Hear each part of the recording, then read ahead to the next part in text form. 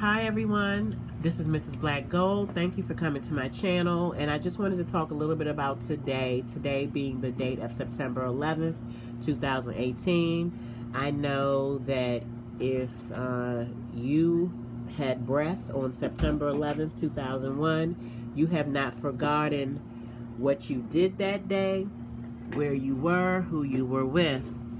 And I wanted to speak on this book I picked up from the Dollar Tree. It is titled Aftermath.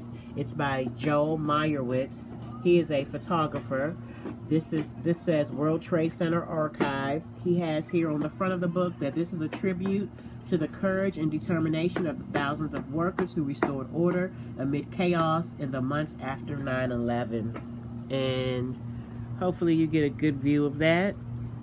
This book is by a company called Phaidon. I guess they are the publishing company. This is a very thick book. I'm not sure if you can see how thick it is. It is extremely thick. So let's get into this book. This is a picture on the front that of course he took. And let me tell you what he says here. He says, among the many workers that I photographed inside Ground Zero, the iron worker on the cover stands apart for me. Our interaction was brief but memorable. The gentleman on the front, his name is Francis Paul Pursley. And let me get to the meat and potatoes of this. It was that this gentleman, Mr. Pursley, made light of the fact that earlier in the day, while he was cutting steel in the lower reaches of what was once the customs building, his torch struck some buried ammunition from the destroyed firing range in the basement, and the bullets exploding from the heat of the welder's arc sent shrapnel into his face. He brushed it off as a simple cut and went back to work. And Meyerowitz actually has that picture inside of this book too. And in all actuality, the gentleman actually had to get a couple stitches on his cheek. So I just, it speaks on just the bravery and the courage that anyone that helped out with the aftermath of 9/11 had. And of course, we know of the bravery of those who ran into the building to help save other people. And then this picture is on the back cover of the book. And let me tell you what he said. He said the back cover are the flags on the facade of the World Financial Center. This book originally priced was $39.95. And again, like 9/11 is just, I remember that day. And so for me, I just thought this was a great way to look at some of what happened after. And it was very educational for me going through this book, because a lot of things I didn't maybe even think about.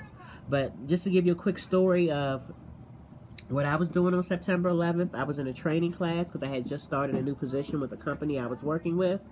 And while we were in that training, I think a lot of us got news of what happened at the World Trade Center. And so at that moment, I went straight on the internet and started looking at the breaking news.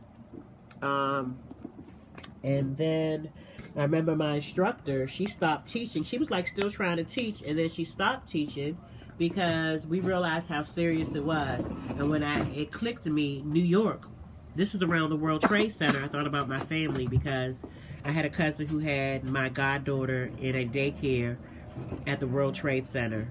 And I found out later on, finally being able to reach her, if it wasn't later that night or the next day, that she had taken my goddaughter out of that daycare like some weeks earlier, and put her in a daycare closer to home in Brooklyn. So, but I remember, of course, just being frightening for all New Yorkers and for my family in New York. And then when you see the images on TV of people jumping out, just, y'all remember, that to me was just so traumatic. So, let me start with this. And this picture is dated January 1st, 1983. And there goes those twin towers. It's nighttime and they're lighted up. And Joe Meyerowitz starts off the book this way, showing you a bunch of different pictures of the twin towers. This is November 28th, 1988. And that's in the daytime. And look at those twin towers. Again, because remember, he lived in New York City. He was a photographer, so he took pictures probably of this view a lot. This one is November 30th, 1988. And then I think he has one last one he shows, and this is September 5th, 2001. So think about it. This is 6 days before September 11th. And to me, look how beautiful and peaceful the sky looks. So I did put some flags and some pages that I wanted to talk to you about. And let me show you the index, which says a table of contents, history in the making, fall, winter, spring, plan of the site, indexes. And that's how he broke this up. So I want to jump right to this page. This is the Bankers Trust building from Church Street. He has that picture in there. This says Building 5 and debris from the North Tower looking north. And then this is a picture of Church Street looking west toward Building 4 in the World Financial Center. So, you know, those towers coming down, it did a lot of damage to the other buildings that were around it. And for me, something else I forget and I didn't think about all the time, you know, how there were other buildings that got very damaged. I'm just turning to this panorama view. This was a panorama. What's wrong, baby? Okay. This was a panorama of the site from the World Financial Center looking east. So let me lay this out completely. And this book has a couple of these where it's a complete panorama view. You have to open up the pages to see it all. Okay. I want to jump to my next card I have. Alright, so this is a picture of, it says, workers with a 1,000-ton crane lifting columns on the North Tower debris pile. Alright, I thought this was a very poignant picture right here. And that is on Church Street at Building 4. Those are the pictures on that page. Let's go to the next one. Check out this picture. And this in particular is a picture of searchers working in debris from the North Tower.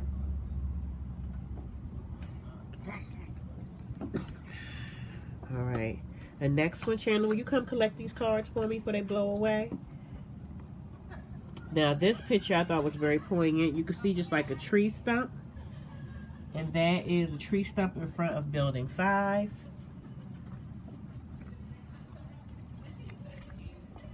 The next one is debris in front of the Bankers Trust building on Liberty Street. Look at that. And then look at this debris. It's like a Coca-Cola machine in the background. And that's a donut shop in Building 5. There's another picture in here of the Hot Donuts Now sign from a Krispy Kreme. So I'm assuming maybe that is the Krispy Kreme. Alright.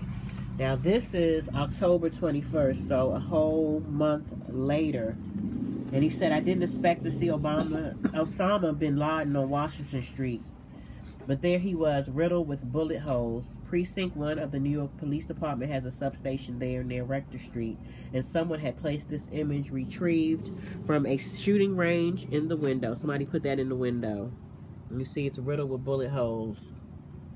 Shooting range target in a window on Washington Street. This is a picture of spotters on the South Tower. Then I go here into winter.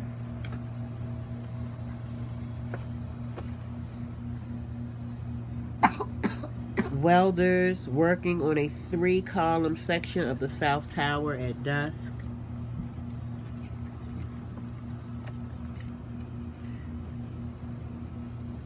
This is them actually having to build a bridge. It says they had to build a temporary bridge from Liberty Street into the center of the site, which had to be erected.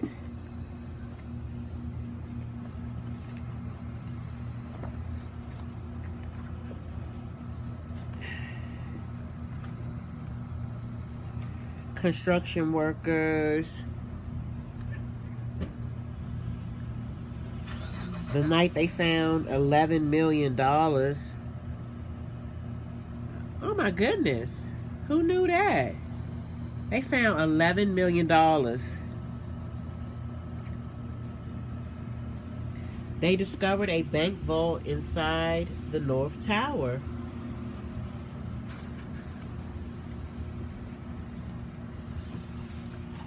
an office in the Bankers Trust building.